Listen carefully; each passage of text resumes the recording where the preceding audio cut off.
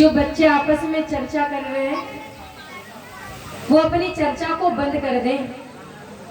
पर भी चर्चा कर आए, यहाँ भी चर्चा कर रहे हो। और 51 रुपए रुद्र, 51 रुपए आरव फतेहपुर, 101 रुपए राजेंद्र सिंह जी सनोप श्री स्वयं स्वर्गीय अमन सिंह जी, 21 रुपए डीएम ठीक है डीएम। अच्छा 10 रुपए लोकेश कुमार जी, 51 रुपए अंकुर कुमार सनोप श्री शिव चरण सिंह जी, 101 रुपए सिद्धांत धारूवाला से और 10 रुपए मोहित, 101 रुपए नरेंद्र सिंह का पौत्र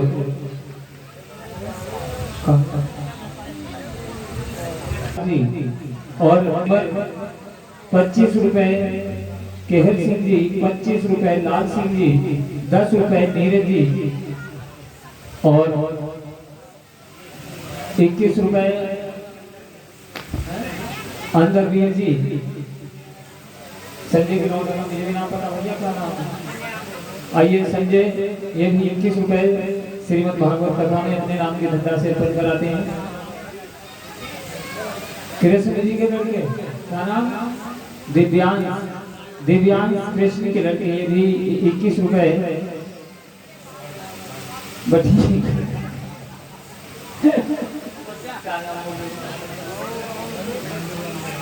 आइए मल्लू जी गमले वाले, आइए ये 51 रुपए श्रीमद् भागवत कथा में अपने नाम की धंधा से अर्पण कर।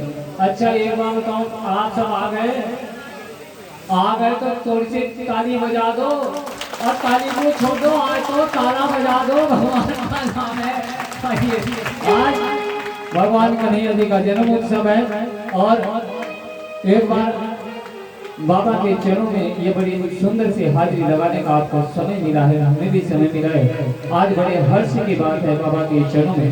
बोले वृंदावन में हरि लाल की। आइए पुनः कथा में प्रवेश करते हैं। जय श्री राधे, जय श्री कृष्णा। जो आपस में बात कर रहे हैं, जो बच्चे बात कर रहे हैं, ज्यादा उनकी आवाज आ रही है। जो उनके आसपास बड़े बैठे हैं वो उन्हें थोड़ा सा शांत, थोड़ा सा चुप करा दे, क्योंकि आप इतनी चर्चा करोगे तो मुझे नींद आ जाएगी और जब मुझे नींद आ गई तो आप सभी को भी नींद आ जाएगी।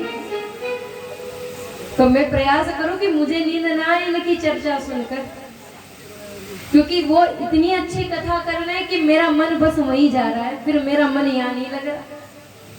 तो उसके लिए तो मुझे प्रयास करना पड़ेगा ना, इसीलिए मुझे उन्हें चुप कराना पड़ेगा। और जो मेरी माताएं, प्यारी प्यारी माताएं जो इतनी दूर से चल कर आई है, जो आपस में चर्चा कर रही है, उनसे भी विनती है कि जो हमारी घर की बातें हैं, जो हमारे अनेक प्रश्न हैं एक दूसरे से, वो बाद में पूछ ले। अभी तो हम भगवान की कथा सुनने बैठे हैं तो उस कथा को जान ले, क्योंकि ये ऐसी कथा है, ऐसा पावन चरित्र है भगवान का। सुखदेव जी महाराज राजा परीक्षित को ये कथा श्रवण करा रहे हैं और हमें सौभाग्य मिला है यहाँ कथा श्रवण करने का। तो हम क्या कर रहे हैं, हम आपस में चर्चा कर रहे हैं, आपस में बात कर रहे हैं, तो ये अच्छी बात नहीं है। ये आपके लिए भी कष्ट वाली बात है और हमारे लिए भी। हमें ऐसा लगता है कि आपको यहाँ से कथा समझ नहीं आ रही। अच्छा, कथा समझ नहीं आ रही कि मेरी बातें समझ नहीं आ रही। देखो, कमी तो हमारे अंदर होगी, आपके अंदर तो नहीं है, क्योंकि आप तो सुनने बैठे हो, श्रवण करने। जब हम आपको हमारी बात अच्छी नहीं लग रही तभी तो आपस में चर्चा कर रहे हो। अगर हमारी बात अच्छी लगती तो आपस में चर्चा आप लोग करते नहीं। तो आप सभी बताइए कि कथा में आनंद आ रहा है कि नहीं।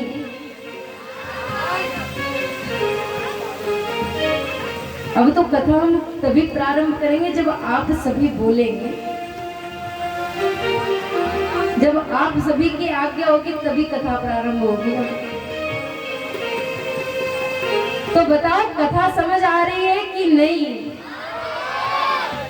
देखो इतनी जोर से आवाज है, इधर इतनी जोर से बात भी करते और इतनी जोर से बताते भी है। इधर से इधर वाली संख्या ज्यादा है पर इधर वाली संख्या बोलती नहीं।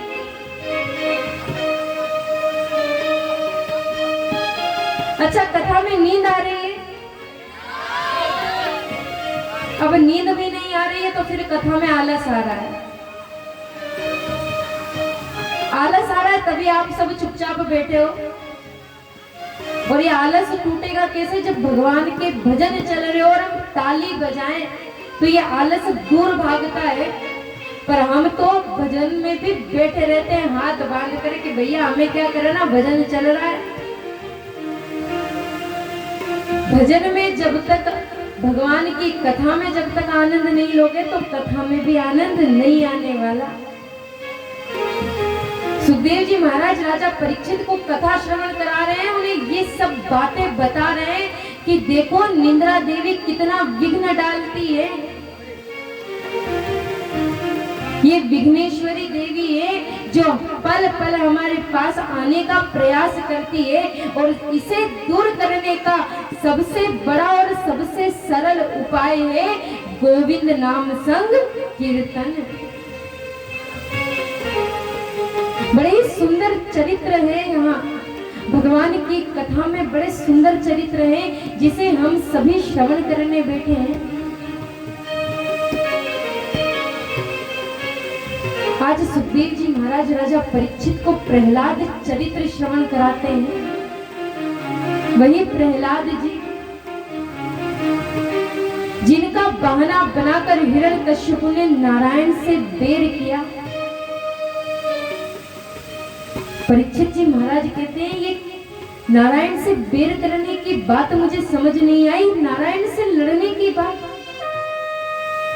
तब सुखदेव जी महाराज कहते हैं कि वही है हिरण्यकश्यप, इनके छोटे भाई हिरण्याक्ष का वध कर दिया था नारायण ने जब पृथ्वी की स्थापना कर रहे थे। तभी से नारायण के लिए द्वेष मन में भर गया था। तभी से हिरण्यकश्यप ने ठान लिया था कि मैं नारायण को मार कर रहूंगा। और यहाँ प्रहलाद का बहाना बनाया और नारायण से बैर कर लिया, नारायण से दुश्मनी कर ली। आज सुखदेव जी महाराज ये पवित्र पावन चरित्र श्रवण करा रहे हैं जिसे हम सभी मिलकर श्रवण करते हैं। जब हिरण्यकश्यप को पता चला था कि उसके भाई को नारायण ने मार दिया है तो नारायण से क्रोध बैर ईर्ष्या कर बैठा। अपने महल से अपनी पत्नी कयाधु को कहकर गया कि मैं वन में जा रहा हूं तपस्या करने, तपस्या कर वरदान प्राप्त करूंगा और वरदान प्राप्त करने के बाद मैं नारायण को मार दूंगा। इधर जब हिरण्यकश्यप गया था, कयाधु गर्भवती थी, कयाधु गर्भवती थी। हिरण्यकश्यप तपस्या करने वन को गया। जब सारे देवताओं ने देखा कि ये जो वन में गया है ये तपस्या कर अगर ब्रह्मा जी को प्रसन्न कर लेगा तो ब्रह्मा जी खुश होकर इसे अमर होने का वरदान ना दे दे। अगर ये अमर हो गया तो हम में से किसी को छोड़ेगा नहीं, हम में से किसी को छोड़ेगा नहीं, हमारी खैर नहीं है। तभी सारे देवता ब्रह्मा जी के पास गए, प्रार्थना करने लगे कि हे ब्रह्मा जी, अरे आप तो जानते हो हिरण्यकश्यप कैसा है, अरे वे नारायण से बैर कर रहा है और आपकी तपस्या के लिए वन में आया है। कहीं ऐसा ना हो आप प्रसन्न होकर उसे अमरता का वरदान दे दो। अरे जब आप ऐसा करोगे तो वो हम सभी को मार देगा। ब्रह्मा जी कहते चिंता तो इसी बात की है, यही चिंता है, पर मैं उसे वरदान देने के लिए मना नहीं कर सकता। अगर वो मेरी तपस्या करेगा तो मुझे उसे वरदान देने जाना पड़ेगा। अच्छा, मेरी बात समझ में आई कि नहीं? मेरी बात आप लोगों को समझ में आई कि नहीं?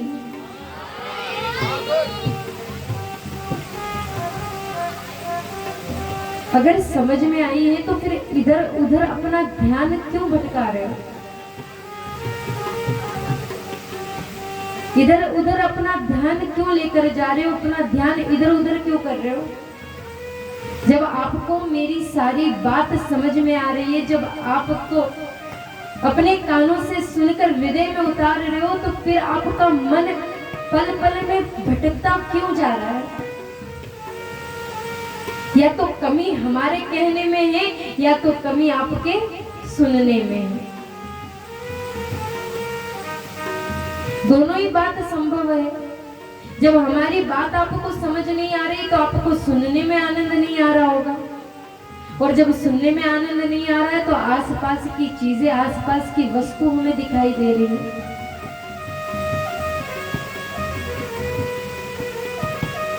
हम जब गोविंद के चरणों में प्रीति करते हैं, गोविंद के चरणों में बैठते हैं, तो हमें संसार की कोई वस्तु, संसार की कोई चीज दिखाई नहीं देती, और हम ये विचार कर रहे हैं कि हम यहाँ मनोरंजन की दृष्टि से आए हैं कि भैया चलो घर पर समय बहुत अत्यधिक मालूम पड़ रहा था, वहां कथा चल रही है तो बस कथा में थोड़ी देर बैठ कर आ जाए।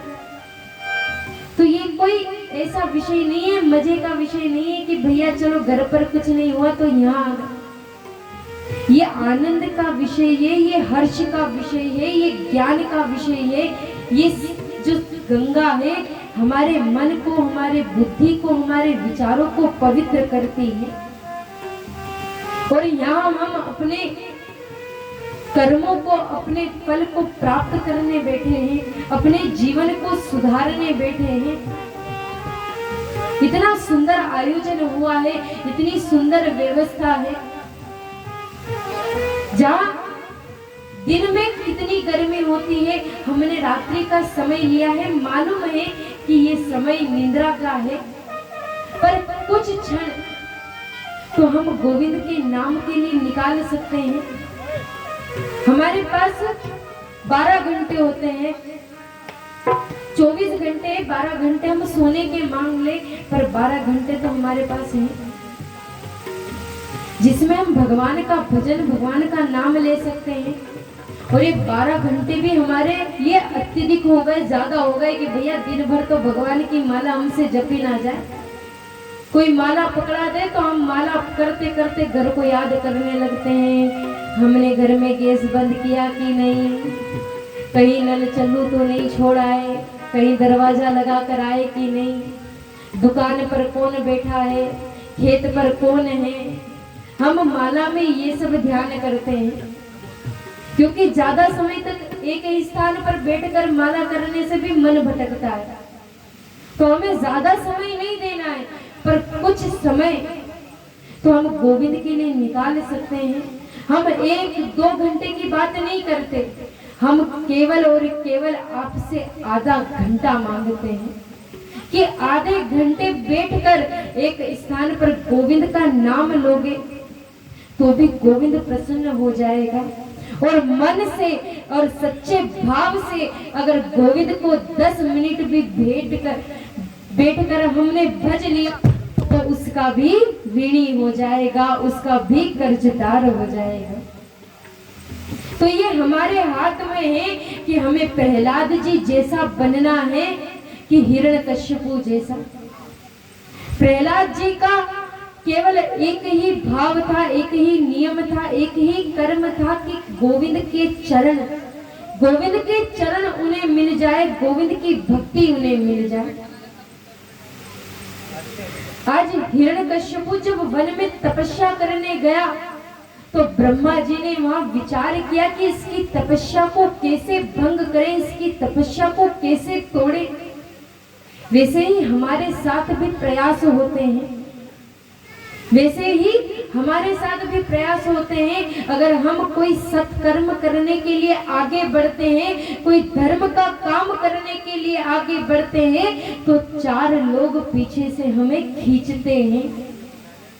4 लोग पीछे से हमें अपनी तरफ खींचते हैं जब हम आगे की ओर बढ़ते हैं। कहते हैं जब व्यक्ति बढ़ने लगता है, ऊंचे पद पर जाने लगता है, तो उसे गिराने वाले, उसे नीचे फेंकने वाले हजारों तैयार हो जाते हैं। जब व्यक्ति के पास कुछ होता नहीं है, कुछ कार्य नहीं करते, तब सब लोग उसे ताना मारते हैं, अनेक बातें सुनाते हैं। और जब वो अपने मेहनत से, अपने कर्म से आगे बढ़ जाता है, तो वही लोग जो ताना मारते हैं, वही उसे खींचने का भी प्रयास करते हैं। हम कलियुगी प्राणी हैं, ना हम किसी का भला देख सकते हैं, ना हम किसी का भला कर सकते हैं। हम कलियुगी प्राणी हैं। महाराज, कलियुग ने इस प्रकार हमारी बुद्धि में घर कर लिया है कि अब हमें किसी और की खुशी, किसी और की प्रसन्नता हमें दिखाई नहीं देती। अगर कोई प्रसन्न है, कोई खुश है, तो हम ये सोचते हैं न जाने इसने इतना धन कैसे कमाया। अरे कई ऊंचे पद पर बैठा है तो कोई गलत कार्य कर कर ही बैठा होगा। पर हम ये भूल जाते हैं कि उस पद को प्राप्त करने के लिए, उस सम्मान को प्राप्त करने के लिए उसने कितनी मेहनत, कितनी रातों की नींद बिगाड़ी होगी, तब जाकर उस पद पर वो बैठा है। हम ये सब भूल जाते हैं। बस हम तो केवल और केवल प्रश्न करने में लगे रहते हैं, संशय करने में लगे रहते हैं कि ये ऐसा क्यों, ये ऐसे क्यों बैठ गया, इसे इतना बड़ा सम्मान कैसे प्राप्त हो गया, इसके पास इतना धन कैसे हो गया। हम कलियुगी प्राणी हैं महाराज। हमारी बुद्धि पल पल में बदल जाती है, बिगड़ जाती है। इस बुद्धि को सुधारने के लिए, उस स्थान पर रखने के लिए, गोविंद के चरणों में रखने के लिए हमें गोविंद का भजन, गोविंद का कीर्तन करना पड़ेगा, गोविंद का नाम लेना पड़ेगा।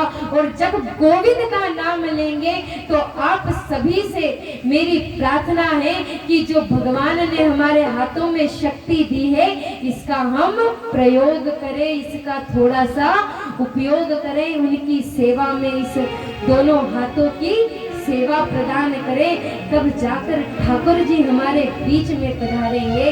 बोले बाकी बिहारी लाल की। और तेरी गलियों का आशिक तू एक नगीना है, तेरी नजरों का ये मुझे जाम पीना है, तेरी गलियों का आशिक तू एक नगीना है। एक बार हाथ उठा लो अपने बाबा के चरणों में। क्या जी कह रहे कि आनंद आया नहीं आया, गाओ अरे ना इतनी बात न करियो, सुनो। व्यास जी कह रहे आनंद आया या नहीं आया। ऐसा नहीं, आनंद अगर सो रहा होगा तो आने को से पड़ेगा। देखो किल्ली मचाओगे इसकी जड़ में जाकर नींद ना आने देंगे, है नहीं। तो आइए आनंद को बुलाते हैं। बोले वृंदावन में हरि हाल की। और तेरी गलियों का आशिक तू एक नगीना है, तेरी गलियों का आशिक तू एक नगीना। अच्छा एक बात है, अगर ऐसा लगे नाचने को मन करे तो मन की मन पे मत रखना। क्यों कि इसके दरबार में जो नाच नहीं, उसे कहीं नाचने की जरूरत पड़ती नहीं। अभी देखो, आदमी औरत के आगे और औरत आदमी के आगे जिंदगी भर नाचती रहे। ये ध्यान रखिए तो बाबा के चरणों में जिसे नाचने की इच्छा है वो अपनी दबाना नहीं। और सभी कहेंगे बाबा जी। और तेरी गलियों का आशिक तू एक नगीना है, तेरी गलियों का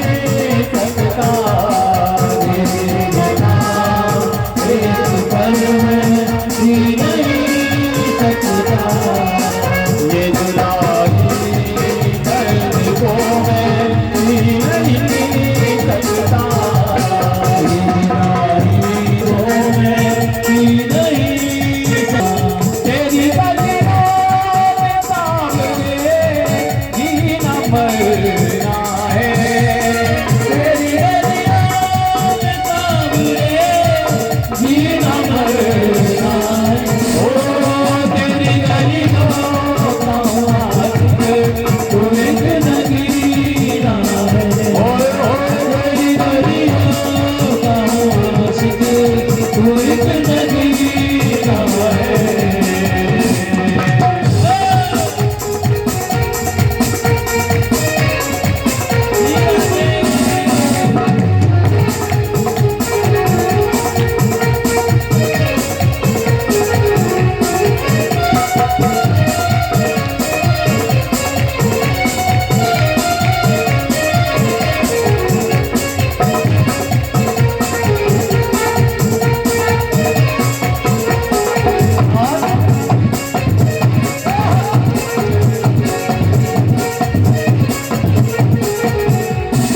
मेरे हमदम मेरे साथी, मेरे साथी हमदम, मेरे हमदम मेरे साथी, मेरे साथी हमदम, मेरी खुशी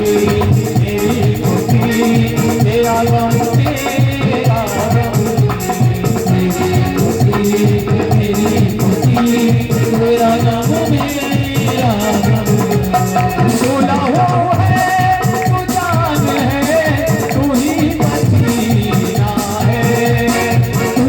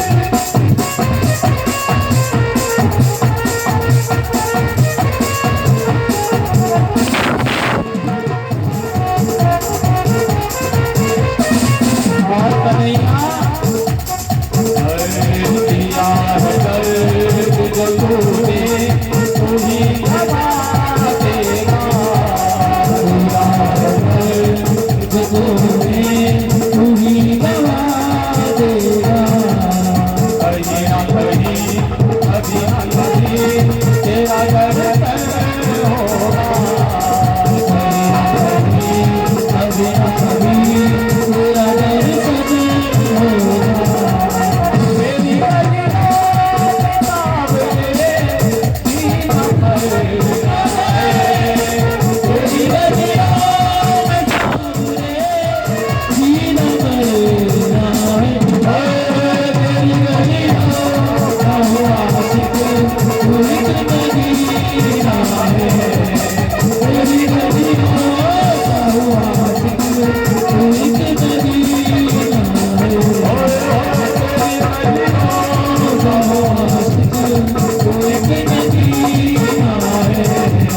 तेरी गलियों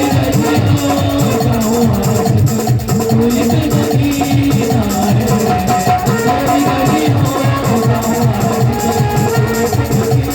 पड़ेगा तेरी गलियों का हुआ ऐसे ही बाबा के चरणों में अपनी हाजिरी देते हुए हम सभी आपको नए कथा में प्रवेश करते हैं। आइए, जय श्री राधे, जय श्री कृष्ण। देखिए कितनी सुंदर बात है कि एक बार इसका दामन पकड़ लो तो फिर छोड़ने को जी नहीं करता। एक बार इसका दरबार मिल जाए, एक बार इसके चरण मिल जाए तो फिर इन चरणों से दूर होने का मन नहीं करता। और हम सब यहाँ बैठे हैं इन्हीं के चरणों को पाने के लिए, इन्हीं के चरणों की सेवा करने के लिए। जब हिरण्यकशिपु तपस्या करने गया तो ब्रह्मा जी तोते का रूप लेकर आए। उसकी तपस्या को भंग करने के लिए जब हिरण्यकशिपु भगवान ब्रह्मा जी का नाम लेता, तभी ब्रह्मा जी नारायण का नाम उच्चारण करते। जितनी बार वो तपस्या करने का प्रयास करता, उतनी बार ब्रह्मा जी उसे नारायण नारायण का उच्चारण सुनाई देता। सोई तपस्या करना छोड़कर घर चला गया। जब कयाधु ने जाना सुना कि ये घर क्यों आए हैं, अरे ये तो तपस्या करने गए थे वन में, तब हिरण्यकशिपु ने बताया कि मैं तपस्या कर रहा था, समाधिस्थ था, न जाने कहां से एक तोता आ गया और नारायण नारायण का नाम उच्चारण करने लगा, नारायण नारायण का नाम बार बार लेने लगा। अरे देवी तुम ही बताओ, अरे वो मेरा इतना बड़ा शत्रु है और जिसके लिए मैं वरदान प्राप्त करने गया था उसका ही नाम मेरे कान में बार बार सुनाई दे रहा था, तो मैं तपस्या कैसे करता। कयाधु ने कहा कोई बात नहीं, आप अगली बार चले जाना। अब कुछ समय बीता, हिरण्यकशिपु पुनः तपस्या के लिए गया। अब तो मन में ठान कर गया था कि चाहे कुछ भी हो जाए, मैं बिना वरदान लिए घर लौटने वाला नहीं हूँ। आज हिरण्यकशिपु तपस्या करने गया, समाधिस्थ खड़ा हुआ, एक पैर ऊपर की ओर कर लिया और ऐसी तपस्या कर रहे। सारे देवता उसकी तपस्या को भंग करने के लिए, तपस्या को तोड़ने के लिए बार बार प्रयास कर रहे हैं। पर आज हिरण्यकशिपु मन में ठान कर आया था, मन में बिठा कर आया था कि चाहे कुछ भी हो जाए, मैं आज वरदान लेकर जाऊंगा। सारे के सारे देवता, इंद्र देवता भी डर गए कि अगर इसे वरदान मिल गया तो ये हम सबको जीवित नहीं छोड़ेगा, हम सबको मार देगा। इसीलिए दौड़कर हिरण्यकशिपु के महल में पहुंच गए और वहां जाकर उनके चारों पुत्रों को मार दिया। जो कयाधु गर्भवती थी उसे लेकर देवता लोग उसे भी मारने जा रहे थे, तभी नारद जी ने आकर उन्हें रोक दिया कि ये अनर्थ क्यों कर रहे हो। अरे ये जो बालक है जो इस कयाधु के गर्भ में है, ये भगवान का परम प्रिय भक्त बनेगा, परम प्रिय भक्त होगा, इसीलिए तुम इसे छोड़ दो। आज नारद जी प्रहलाद जी के माता को कयाधु को अपने आश्रम में लेकर गए। आश्रम में जाकर बड़ी सुंदर सुंदर कथा उन्हें श्रवण कराई। उस समय प्रहलाद जी गर्भ में थे, उन्होंने इन सभी बातों को श्रवण किया था, सुना था। जब हिरण्यकश्यप ब्रह्मा जी से वरदान मांगकर घर आया, तब घर आकर देखा कि उसके चारों पुत्र देवताओं ने मार दिए हैं। तो आज उनके मन में देवताओं के लिए भी अमर्ष हो गया, देवताओं के लिए भी द्वेष हो गया। हिरण्यकश्यपु ने विचार किया कि जिसने मेरे पुत्र मार दिए हैं, मैं उसे जीवित नहीं छोड़ूंगा। इधर कयाधु ने सुंदर से बालकों को जन्म दिया, जिसका नाम प्रहलाद रखा गया। वही प्रहलाद जी महाराज जिन्होंने भक्ति की और आज गोविंद के चरणों को प्राप्त हो गए। प्रहलाद जी महाराज का एक ही नियम था, क्योंकि जिस पे एक बार भक्ति रंग चढ़ जाता है, भगवान का रंग चढ़ जाता है, फिर वो छूटे नहीं छूटता। ये ऐसा रंग है जिसमें एक बार हम लग गए तो दूसरी बार ये रंग हमसे छूटता नहीं है।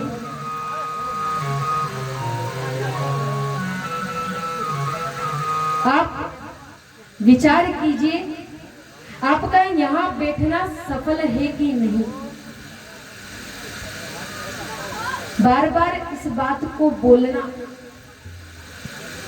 क्योंकि जो आपका मन है ये भटकता फिर रहा है। तो आप सभी बताइए, आप ही बताइए कि आपका यहाँ बैठना सार्थक है कि नहीं। जो इधर की तरफ चर्चा हो रही है, ये बड़ी महत्वपूर्ण चर्चा है।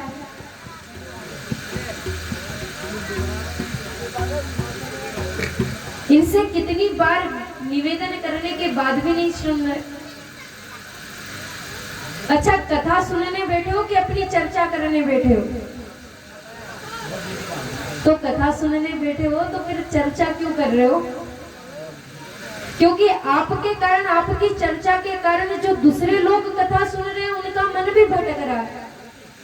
आप लोग चर्चा कर रहे हो तो सारे लोग आपकी तरफ देख रहे हैं, और इसे मन भटकना कहते हैं, इसे गोविंद की कथा से हटना कहते हैं।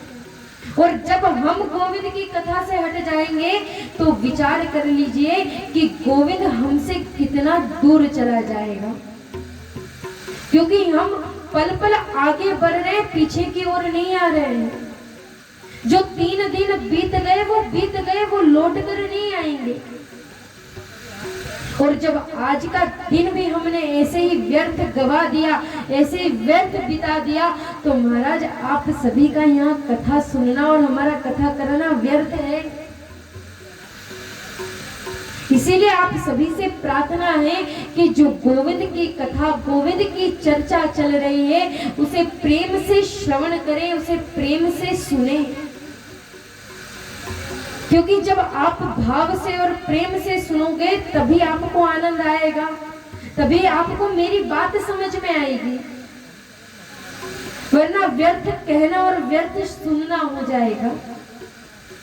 और बार बार ऐसे आपको बोलना अच्छा भी नहीं लगेगा। आप भी कहोगे कि व्यास जी कितना टोकते हैं, अपनी कथा नहीं सुनाते और हम पे ध्यान देते हैं। आप पे ध्यान देने का अर्थ है आपके जीवन को सार्थक बनाना, जीवन को सुधारना। जब आप यहाँ पर बैठे हैं, इतना बहुमूल्य समय आप मुझे दे रहे हैं, गोविंद को दे रहे हैं, तो इसका काम, इसका फल भी आपको मिलना चाहिए।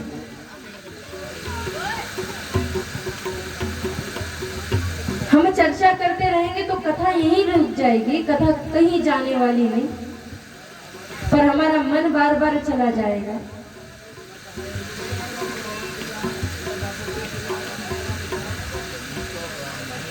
ये प्रेममयी और भावमयी कथा है, जिसे भाव से सुनोगे तभी आनंद आएगा। प्रहलाद जी महाराज ने जब जन्म लिया तो उनके पिताजी ने उनके मुख को देखकर उन्हें मालूम पड़ गया कि ये कोई विद्वान है, ये मेरे कुल के लिए चंदन के समान है। पर उन्हें ये नहीं पता था कि यही पुत्र, मेरे जो प्राण से प्रिय पुत्र है, यही पुत्र नारायण का सबसे बड़ा भक्त होगा। उन्हें ये बात नहीं पता थी। आज प्रहलाद जी जब बड़े हुए तो हिरण्यकश्यप ने उन्हें विद्या अर्जन करने के लिए, विद्या प्राप्त करने के लिए अपने आश्रम पे भेजा, जहाँ असुरी शिक्षा प्राप्त कराई जाती है, असुरी बात बताई जाती है। एक हिरण्यकश्यप ही ऐसा पिता है जो चाहता है कि मेरा पुत्र मुझसे बड़ा राक्षस बने, मुझसे बड़ा राजा बने, मुझसे बड़ा दैत्य बने। आज हिरण्यकश्यप ने अपने पुत्र को असुरी शिक्षा प्राप्त करने संडामर्क गुरुजी के यहाँ भेजा। वहां पर उन्हें जो प्रहलाद जी का मन था वो तो केवल और केवल भगवान के नाम में था।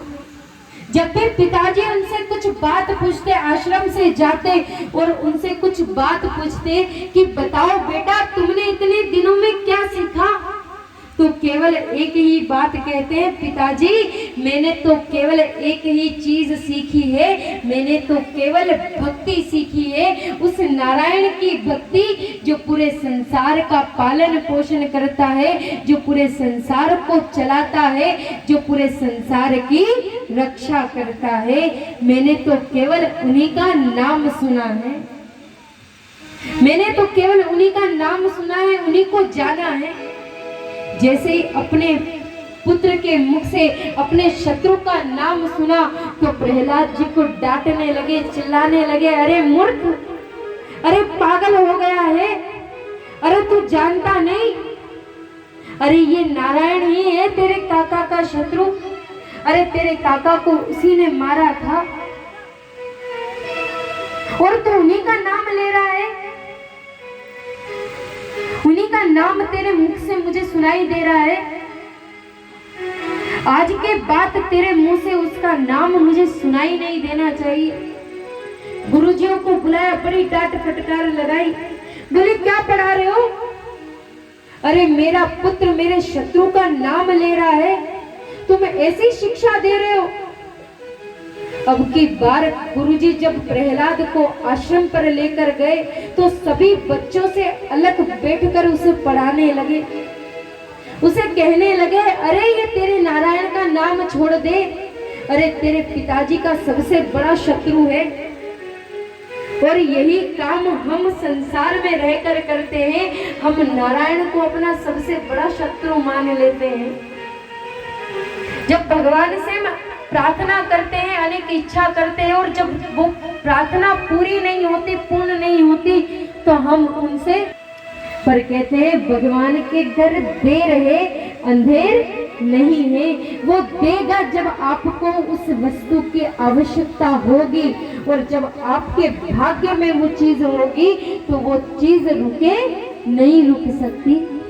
जैसे हम सभी के भाग्य में इस कथा का श्रवण करना लिखा था, तभी तो इतना सुंदर आयोजन हम सभी ने किया और हम सभी मिलकर यहाँ बैठकर भगवान की इस रसमयी, इस अमृतमयी कथा का रस पान कर रहे हैं, भगवान का जयकारा कर रहे हैं, भगवान के कीर्तन कर रहे हैं, भगवान का भजन कर रहे हैं।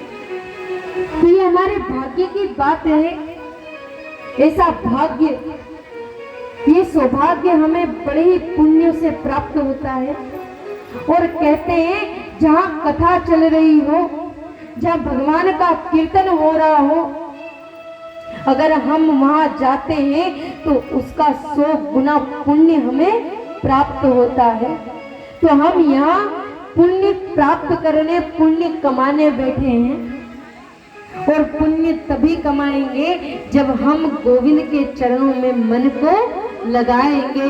बोले बाके बिहारी लाल की, मोर मुकुट बंसी वाली की, सावरिया सेठ की, दीनानाथ की। गोविंद की कथा और गोविंद के इस सुंदरमय चरित्र का रसपान करते हुए, भगवान के भजनों को सुनते हुए हमें इस मधुरमय सुंदर कथा का रसपान करना है। आज प्रहलाद जी को पुनः गुरुजी पढ़ा रहे हैं, पर प्रहलाद जी के मन में तो भक्ति रंग कुछ इस प्रकार चढ़ गया है कि अब वो उतरने का नाम नहीं ले रहा। जब दूसरी बार प्रहलाद जी को अपने घर बुलाया, हिरण्यकश्यपु ने अपनी गोद में बिठाया, उसके मुखमंडल को बड़े प्रेम से हाथ स्पर्श किया, हाथ लगाया और उससे पूछने लगा, पुत्र अब तुमने क्या सीखा है? तुमने अपने गुरुजियों से क्या श्रवण किया, क्या जाना? तब प्रहलाद जी कहते हैं, पिताजी मैंने 2 प्रकार की बात सीखी है। मैंने सबसे बड़ी भक्ति सीखी है, मैंने श्रवण और कीर्तन भक्ति सीखी है। जितना गोविंद का नाम लो, जितना गोविंद का कीर्तन करो, जितना गोविंद का भजन करो, उतना ही आनंद सृष्टि का चलैया है। उसके आगे तो अपने जीवन की सारी बागडोर उसे सौंप दो। जैसे प्रहलाद जी के मुख से इतनी बात सुनी, ये हमारी कमेटी की व्यवस्था में आया और ऐसा जोरदार थप्पड़ लगाया, पीछे की ओर चले गए। रोते हुए पूछने लगे, पिताजी अरे आप हर बार मुझसे कहते हो कि कोई सुंदर बात कहो, कोई अच्छी बात कहो, कोई अच्छी बात सुनाओ, और जब मैं अच्छी बात सुनाता हूँ तो आप मुझे मारकर भगा देते हो। आज हिरण्यकश्यपु ने प्रहलाद जी को मारने का षड्यंत्र किया। वे विचार कर रहे हैं कि ये मेरा पुत्र होकर मेरे खिलाफ हो गया, उस नारायण का भक्त हो गया है। अगर ये नारायण का भक्त है तो ये मेरी बात कभी नहीं सुनेगा और सारी की सारी प्रजा इसके साथ हो जाएगी। इसीलिए हिरण्यकश्यपु ने प्रहलाद जी को मारने का षड्यंत्र किया। उन्हें भूखा रखा, उन्हें विष का पान कराया, उन्हें समुद्र में फेंक दिया, नदी में फेंक दिया, पर वहां भी भगवान ने उनकी रक्षा की। कारागृह में सांपों के बीच में छोड़ दिया, तब भी भगवान ने उनकी रक्षा की। जब होलिका उन्हें अपनी गोद में लेकर जलाने बैठी, तब होलिका स्वयं जल गई, पर कहते हैं प्रहलाद जी का बाल भी बाका नहीं हुआ। इसीलिए कहते हैं, जाको राखे साइया, मार सके ना कोई और बाल न बाका कर सके जो जग तेरी हो। प्रहलाद खड़े रोते हैं और मेरे राम कहाँ सोते हैं।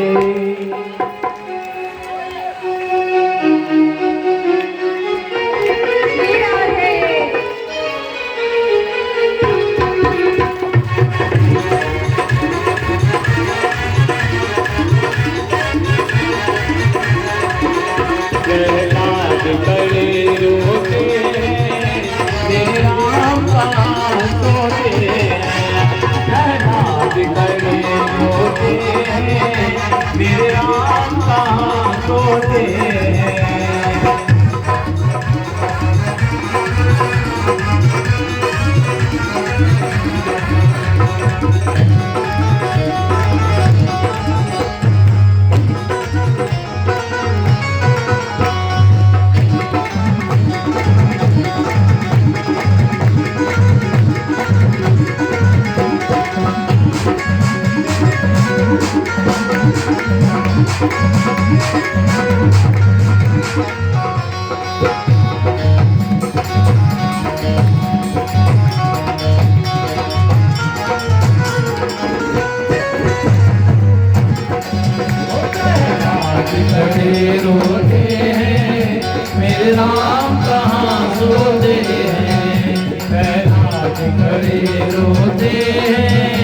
मेरे राम कहाँ सोते हैं।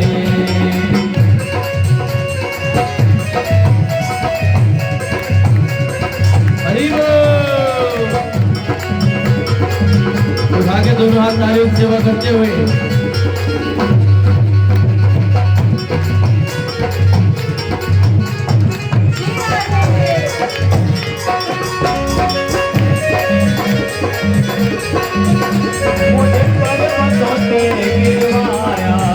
मुझे पर्वत से गिरवाया है, थोड़ी में है जलाया है। ऐसे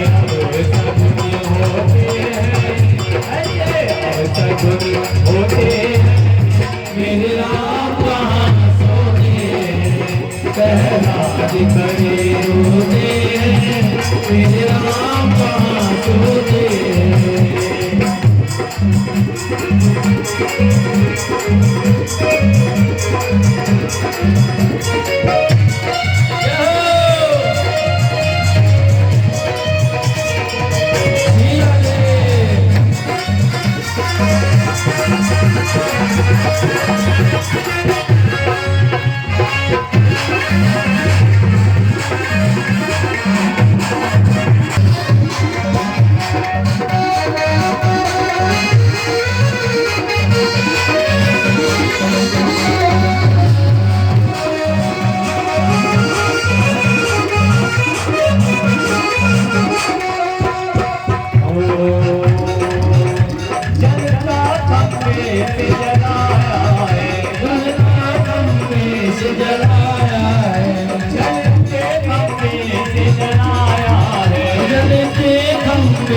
जलाया है,